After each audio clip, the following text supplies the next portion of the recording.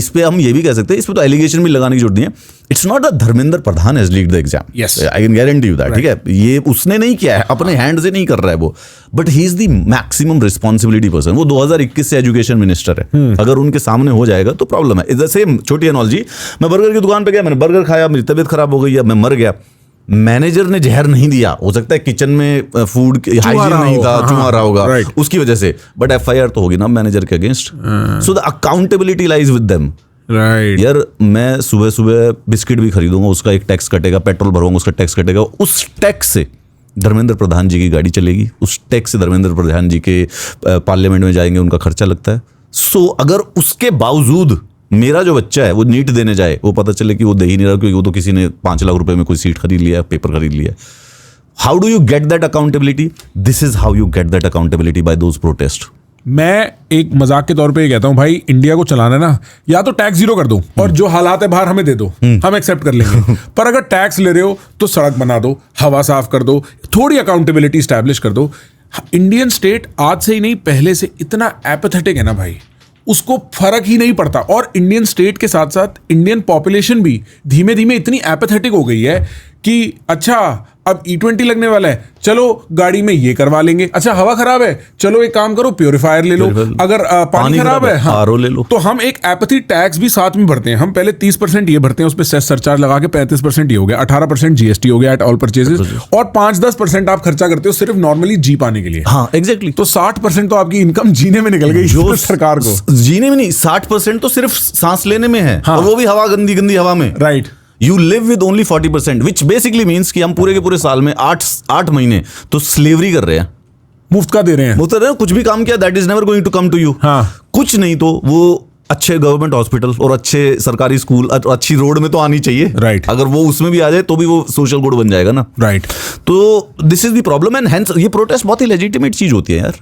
मैं तो कहता हूँ, मैं 2-3 प्रोटेस्ट से मैं भी खुद खुश नहीं रहता। अच्छा, जैसे I will not name the protest which I don't like. Okay, we don't want to cause problems. Okay, ठीक है, बट मेरे को पसंद नहीं है। मेरा कहने का मतलब ये है, देखो जैसे it's like freedom of speech of expression है ना, अगर मैं और तू दोनों एक बात पे एग्री करते हैं तो मैं फिर कोई डिफेंड थोड़ी ना कर रहा हूं। मैं तेरी freedom of speech of expression तभी डिफेंड कर सकता हूं जब तू मेरे से डिसएग्री कर रहा हो। यस, क्योंकि अगर हम दोनों सेम ही बात कर रहे हैं तो फिर तो डिबेट खत्म, तो फिर हमने एक दूसरे की पीठ खुजा दी ना, फ्रीडम कहां हुई? हाँ। चलो कोई बात, सेम बात चल रही है, it's not a question.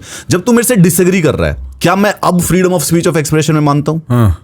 Well, अगर मैं तब मानता हूं तभी मैं मानता हूं। अगर तू मेरे से एग्री कर रहा है फिर मैं बोलूं मैं भी मानता हूं freedom of speech of expression, but you are agreeing with me, who cares, right? But when you disagree with me, then I have to defend your freedom of speech of expression. Similarly, it doesn't matter कि मैं protest से खुश हूं या नहीं, मुझे पसंद है या नहीं पसंद है, या मुझे इनकन्वीनियंस होती है या नहीं होती है, या ट्रैफिक जैम लग गए किसानों के आने की वजह से। Do I believe this is the correct way? Yes. How do you talk to a government? How do you do? आप तो मिल सकता है प्राइम मिनिस्टर से। Will you be ever be able to meet or have an appointment with the education minister? No. और अभिजीत दीपके और सौरभ दास और ये कांग्रेस जनता party, will they be? No. Then how do you talk to them? But are they allowed?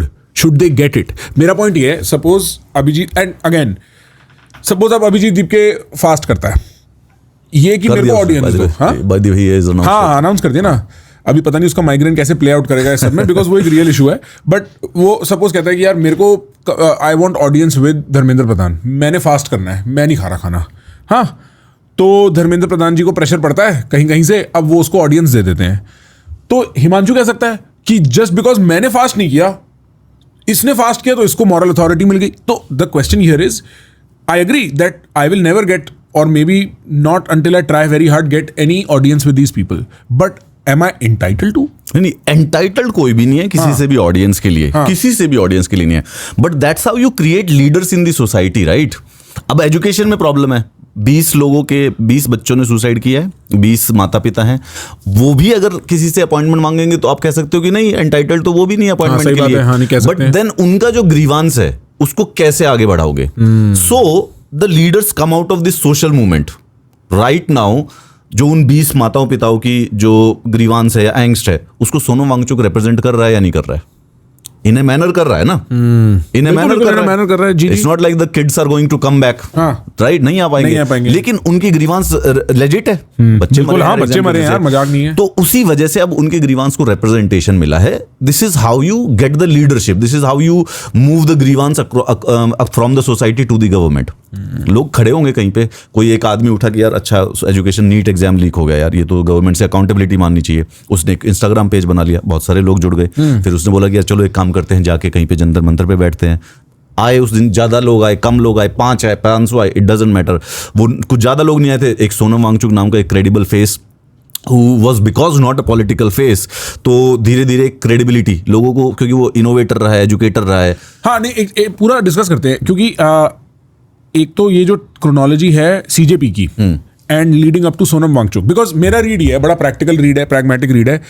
जब तक Sonam Wangchuck scene पे नहीं आए थे ना, ये फुस हवा था जो पूरा जंतर मंतर में सिस्टम चल रहा था।